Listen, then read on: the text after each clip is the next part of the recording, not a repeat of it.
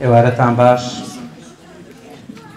دەتوانم بڵێم بە ناوی یەکەمین ئیداری فیلمی کوردی کە توانیمان ئەو شەرەفە بدەین بە بینەرانمان بە هاوکارانمان یاخود بەوانەی کە هاتوونەتە سینەماکە. من دوێنێ ئەوەی کە بە موسیقەی بە گیانمان هێنا، ئەوەی کە دڵی پڕکردم، ئەوەی کە فرمێسکی شادی پێڕۆشتم، هاوکار و برای خۆشەویستم کاک دارۆی عەزیز بوو. لە خەمی ئەوەی کە هەندێک کێشەی تەکنیکی هەبوو، بەڵام ئەو پیاوە بەڕێزە وتارێکی زۆر جوان و بە پێزیدا بۆ ئەوەی کە خەڵک تێبگا لەو فیلمە. بەڵام هیچ کات ئێمە نەوەستاوین تا کۆتایی فیلمەکان. برادرم هەبووە، دۆستم هەبووە کاتی ویستوێتی سەیری فیلم کە ئەوڵەکەی سیر کردووە، ئەوی کەی پەڕانەوە سەیری کۆتاییەکەی کردووە. ئەمە خاڵێکی زۆر گرنگە کە بەڕاستی ئێمە بتوانین لە جەوهەری فیلمەکە تێبگەین. ئەوەی کە ئێمەی لە دنیاە هێشتۆتەوە و گەورەتر کردووە زمانی کوردیە. کاتێک کە ئێمە سەیری فیلمێکەکەین، مەفهومی ئەم فیلمە ئەوەیە کە ئەڵێ زمانی کوردی لە فڵانە وڵات بۆت نییە بەو زمانە قسە بکەیت. بۆی ئەوەی دڵخۆشی کردم ئەو جۆش و خۆشەی خەڵک بوو کە هاتن بۆ دیدارەکە، کە پەرۆشێکی زۆریان هەبوو کە لەسەر فەرش و لەسەر عەرز و لەسەر قادرمەکان دائانیشتن. ئەمە دەلالەتە لەو هەنگاوە جدیەی کە شاندی یاخود ئەنجومەنی دیداری فیلمی کوردی جەختی لەسەر کردوتەوە و ئیشی لەسەر کردووە. دەتوانم بڵێم لە 6 مانگی ڕابردووە هێند کۆبوونەوە و دانیشتن کرا لەسەر ئەو دیدارە و هیچ شتێکیش بێکەم و کورتی نییە بەڕاستی.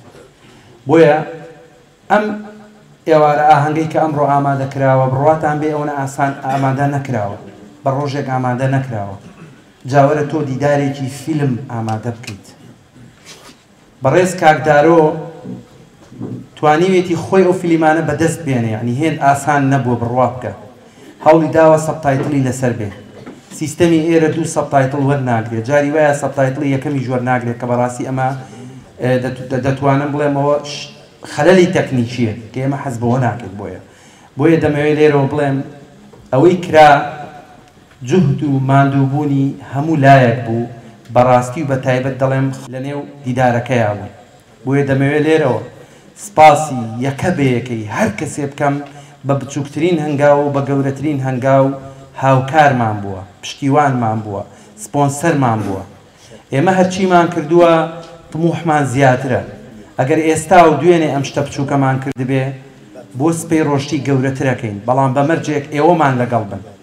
بڕواتان بێ قەت بە گۆڤە و بە کاکدارە و یەکشت ناکرێ، ئەبێ هەمومان پێکەوە بین، ئەبێ هەمومان ئەڵقەیەک بین پێکەوە یەک ببەستینەوە.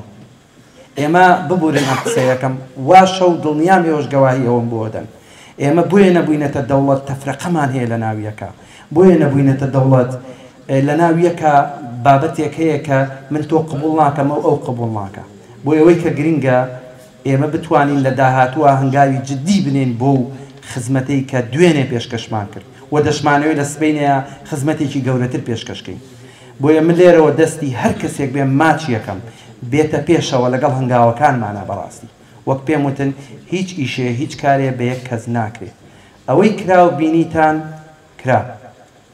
ڕەخنەباران هەر شتێک بێ دڵنیا بە ئیشەکە گەورەترەکات. ئەو نەشمان دەستخۆشی بۆ هاتووە وەک دوێنێ بینیتان مای دڵخۆشیە. بۆیە لێرەوە سپاسی هەموو لایەکەکەم، سپاسی هەموو پشتیوانیەکتانەکەم، سپاسی هەموو هاوکاریەکتانەکەم. و لێرەشەوە دەمەوێت سپاسی شاندی کوردستان بکەم کە ئەمڕۆ ئامادەیان هەیە، ئەگەر چی هەندێکیان لێرە ئەمڕۆ ئامادە نین، بەڵام حوزوریان ئەمڕۆ لێرە مای شانازیە و مای خۆشحاڵیمانە. بۆیە من زۆر کاتتان نەگرم، دووبارە دەستی هەموو لایەک خۆش بێ هاتنتان ئەمڕۆ و بۆم کارە کلتوریە مای ئەوەیە کە دیسان پشتیوانی دیداری فیلمی کوردیەکان ئینشەڵا ساڵی داهاتوو دووەمین دیدار یاخود دووەمین فیستیڤاڵ ئینشەڵا ساز دەکەین. سپاس بۆ ئێوە و سپاس بۆ هاتنتان. کات بەجێ ئەڵم بۆ ئێوە و کاتێکی خۆش.